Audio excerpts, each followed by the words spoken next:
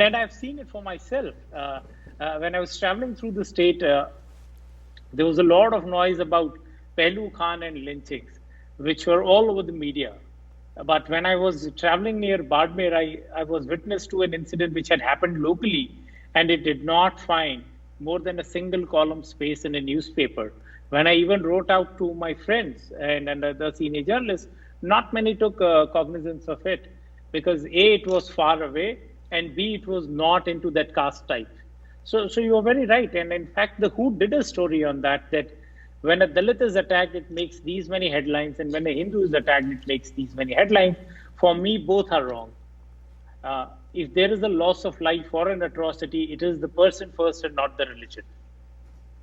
So now, just stretching what we just discussed, polarization, yes, and connecting it with the political stand that India took under Prime Minister Jawaharlal Nehru as non-alignment movement. Now things have changed. Now you feel that you need to be with one or the other, and in long run that would be good for taking care of your interests. So what is politically being said is also sometimes considered true from the point of view of journalism. If you are... See, you look at it, it's a very sad space that many media owners now are members of the parliament. They have their own interest. And the nexus is very strong. The government today has an iron fist over the media and the way it is funded. So that can't be denied. These are huge conglomerates with great business strength. Either they are in politics or they are in great business. And they can't afford to be on the wrong side of the government. So you have to align to a particular thought process, or you have to mellow down a bit. And that has started happening most in the last 1 decade. And to be more precise, in the last 7 to 6 years. And I'm saying this completely being aware that if it is being aired and if people see it, they would say, no, it is Modi bashing, but no, it is not Modi bashing. Now the way things have devised that if you are anti-government, you are anti-national, which was never the scenario in India. There is a new term, anti-national, or an urban Naxal, which has been developed for anyone who goes against the government.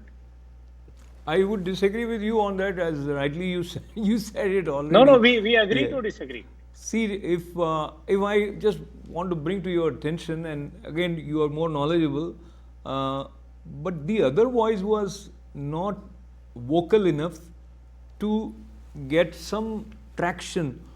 Now, because of the new government, and there are certain issues which were never talked about are also being raised. So maybe that gives you the impression. But since you mentioned about, if I translate what you said into a sort of a check on the freedom of press, then that I don't see, because many business houses, or rather print media as well as television media, they are day and night speaking against Modi government.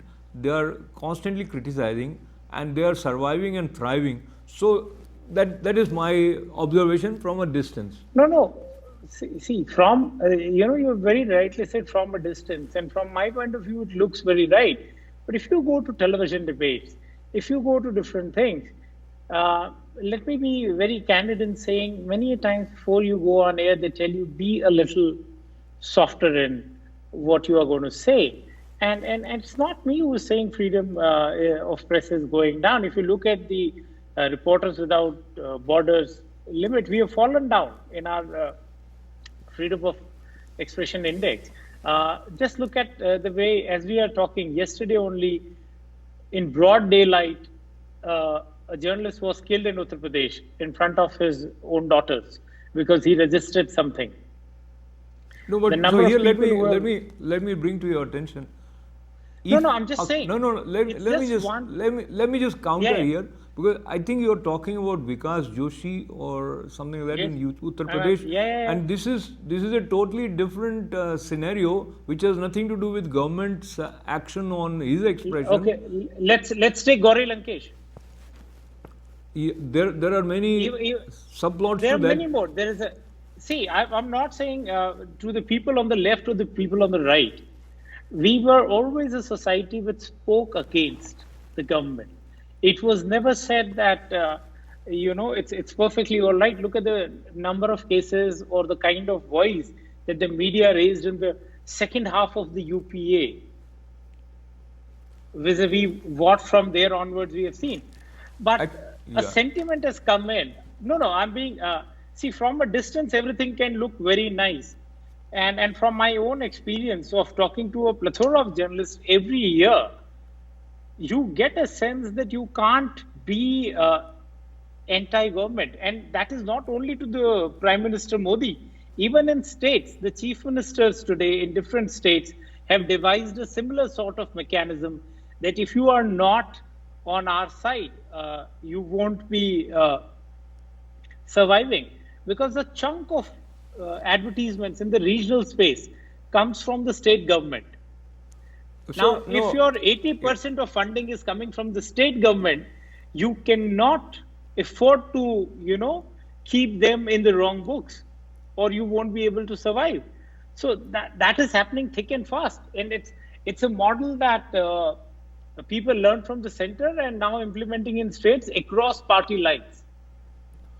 Actually, what you say, I will not have evidence to counter you, but the impression that I have, again, I repeat, there are certain issues which were not talked about that has changed. But again, I I'm all don't. right Yeah, for them that they are talking about issues that they think were not challenged. But if certain person is against that narrative, the person can be against the narrative, but that narrative is not country, which has become a predominant threat.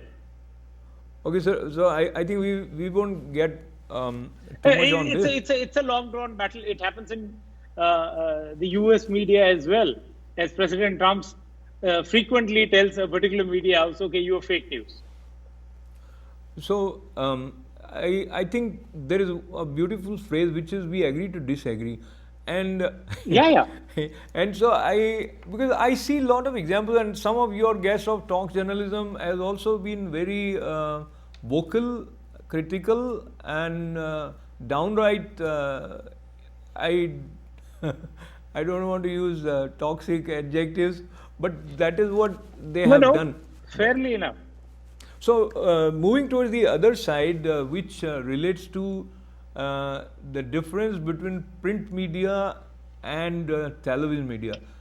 To give more credit to you, Avinash ji, I consider print media is more balanced in its expression at times, because when you have your pen or even if you're typing, you're writing, you have more time to think, process, re-edit, redraft, etc.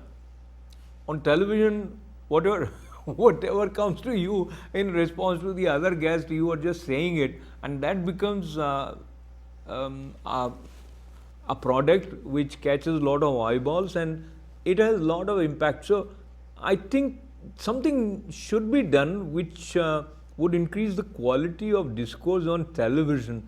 Do you agree with me on that?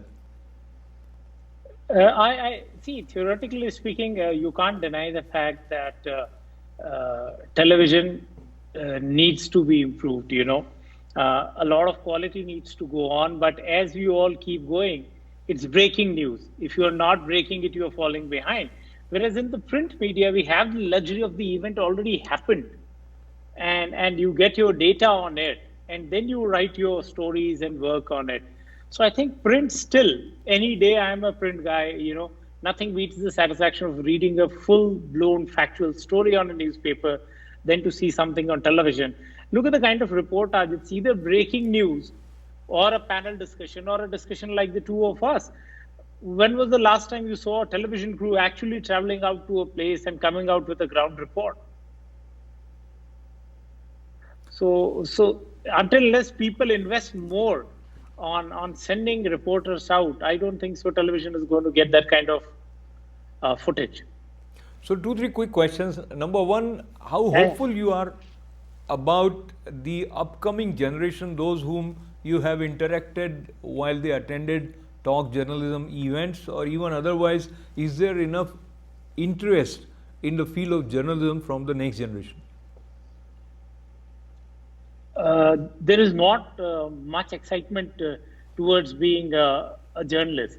And I can tell you from my experience, most of them want to get into public relations or corporate communications because that is more lucrative.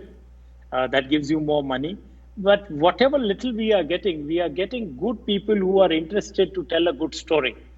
So every year we run something called the student newsroom, where we select a bunch of people from the close to 3,000 people who come in to watch and be an audience at Talk Journalism. We pick close to 20, 25 journalists, budding journalists, and we put them under the training of 3, 4 seasoned people. And they have to cover different sessions, go out and meet people. So whenever we begin the newsroom, and it's an experience that we have seen over the last couple of years, on day one, you would have 25 to 30 people in the newsroom.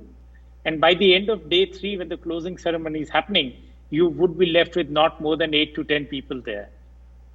In less than 3 days, the strength goes down by half.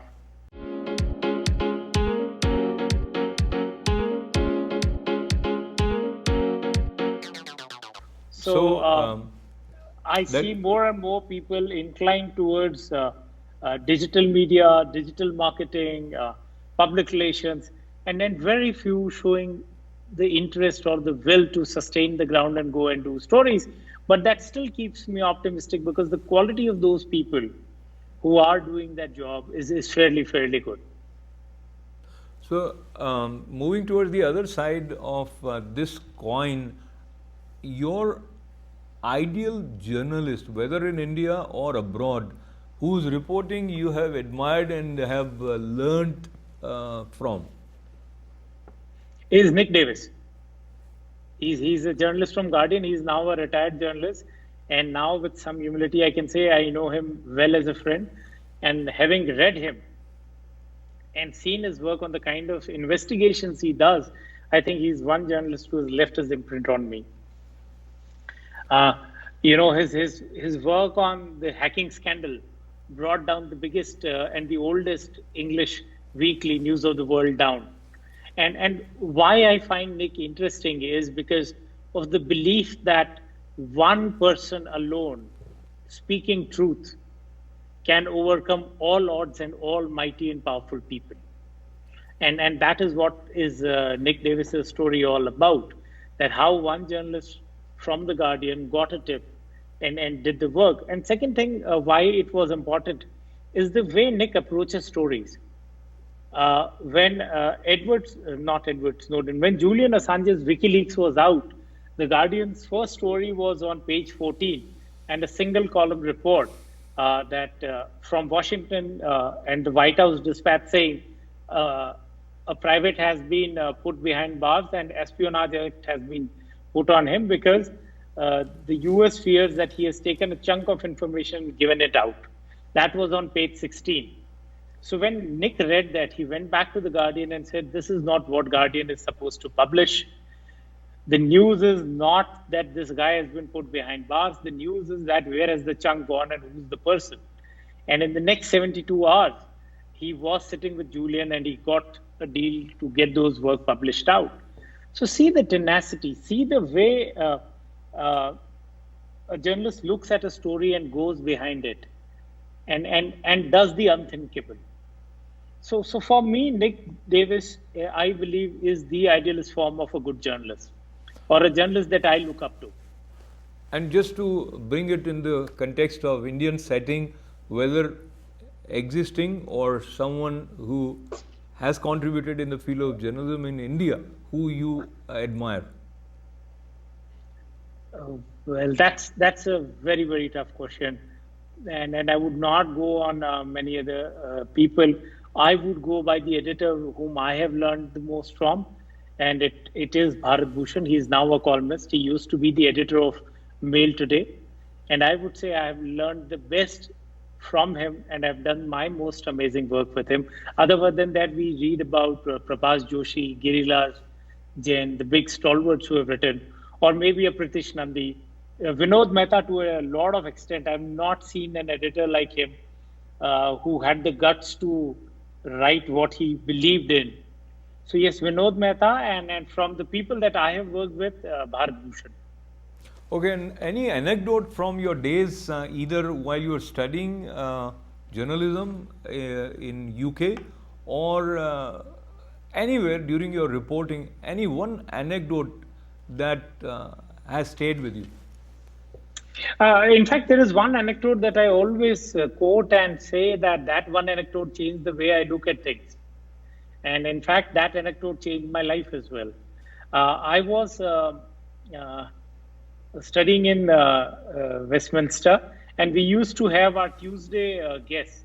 So that was a small exercise where all friends would pool in some money and resources, and the professors would get a guest speaker from the industry.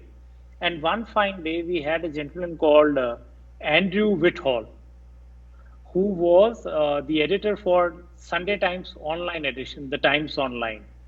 And we were having a chat post class.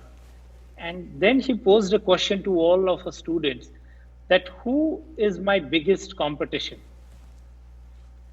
His question was, Ashokji, who's my biggest competition today? And we were in England. So, right from the Guardian to the Sun and to every other name that we could come across, we gave away all the names that these are your competition, the Telegraph, this, the Guardian, or whatever. And Andrew kept sipping his coffee. So once all our names had dried down and his coffee had finished, he looked at that bunch of 32 students and said, I am talking to my uh, opponents or the biggest threat that I have. And it took us a jolly good 5 minutes to understand that he was talking that we are the biggest challengers. And then he gave an example that if you today have a story and you break it on the internet, it is you who have broken. We all are following it.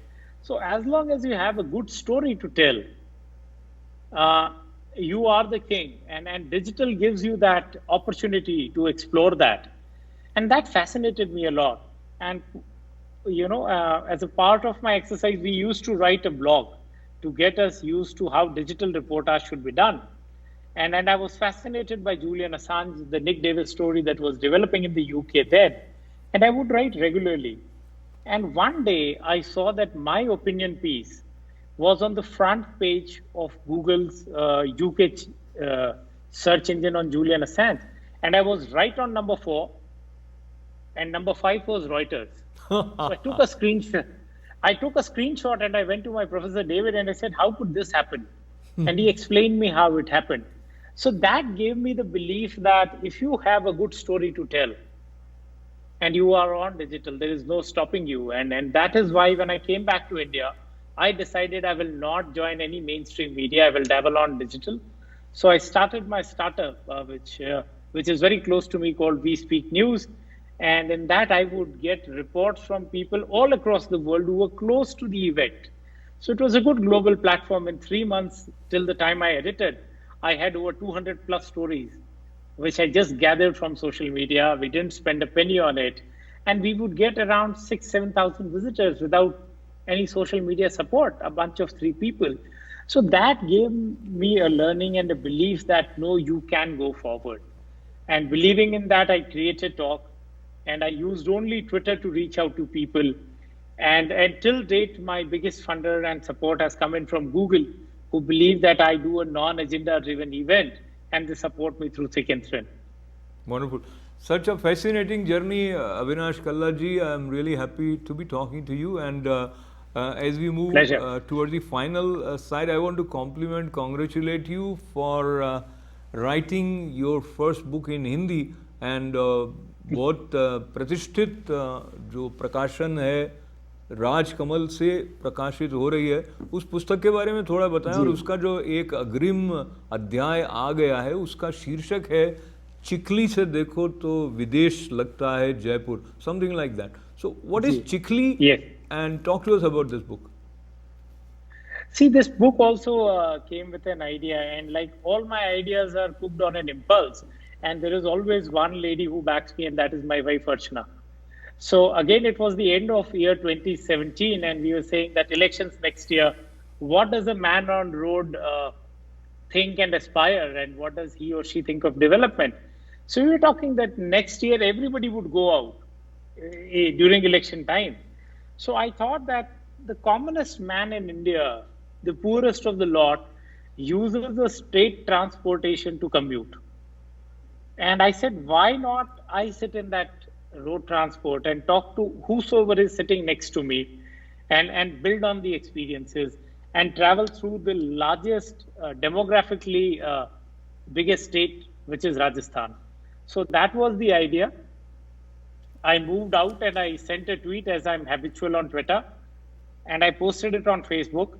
And the editor at Rajkamal, Satyanand Nirupam, who's also a friend of mine, saw the message and texted me back saying, why don't you write all your experiences and we will publish it? And this is how the book started. It is all about people's experiences. And what the chapter that you mentioned is the last tehsil or village on the map of Rajasthan. It's a tribal area, and my journey took me there. And I bring what is the tribal life, how it is to be in that area, the kind of discrimination that people face every day, and the kind of life that youngsters, young students in the tribal area have to lead in a hostel. So I keep telling all people that I meet that how privileged we are looking at those people. So it's an experience of talking to different people. Like the same bus trip took me to a place where we haven't been able to take roads despite 72 years of independence at our back. And another anecdote on that, and you can judge it whatever way. The day I was in that village, the Prime Minister was in Davos and he was talking about a great Shining India story. And I had just come back from a place where we still could not take a road. So it is all about those experiences. And so after coming back from that place, Chikhli, and when I was in Jaipur, and as you are aware of Jaipur, I was at Polo Victory, a hustle, bustle, the bubbly, lively Jaipur. So I said, the moment you land, it looks like Manhattan. So if there is anybody from Chikhli who ever comes to Jaipur and sees the great skyscrapers, for that person, Jaipur is nothing less than a Manhattan, and the kind of facilities and civic life that we have. So that was the chapter. I think it should be out in a couple of months. My friend is having a difficult time editing my Hindi because that is not my primary language of expression. But I am glad Rajkamal प्रकाशन से आपकी ये पुस्तक जिसमें आपने राजस्थान के अंदरूनी हिस्सों में जो चुनावी दिनों में आपकी यात्रा रही उसका ब्यौरा अपने पाठकों तक पहुंचाने का बीड़ा अपने मित्र के कहने पर उठा लिया, और चिखली से जयपुर विदेश दिखता है, वो क्यों दिखता है वो भी कंट्रास्ट में आपने बहुत अच्छे से बताया. आपका धन्यवाद है. Avinash ji, it has been such a fascinating experience talking to you and learning about various nuances of journalism as well as your journey, your role and your passion. Wishing great milestones to touch and move towards your destination, which I'm sure at the moment you cannot imagine. Am I right? No, it's been pleasure, and as I always say, I chose this expression because every day is a new challenge. So that is something that gives me a thrill, and the whole idea of going into the unexplored is fascinating. And if anybody is watching this and wants to be a journalist, I would say don't think second time about it. Just take the plunge. Wonderful. तो अविनाश कल्ला जी का धन्यवाद करते हुए फिर ये याद करें कि MBA इंजीनियरिंग के बैकग्राउंड से होते हुए, जोधपुर जयपुर से होते हुए, ब्रिटेन होते हुए, विश्व के विभिन्न जर्नलिस्ट के साथ समन्वय रखने वाले, ट्विटर्स के द्वारा सबसे अधिक कम्युनिकेट करने वाले, जिंदा दिल और very well informed reasonably balanced, I would say. I would say, Avinash ji. So No, thank you very but much. as I say, we agree to disagree. Yes, yes, yes. Thank you very much. Namaste. Pleasure.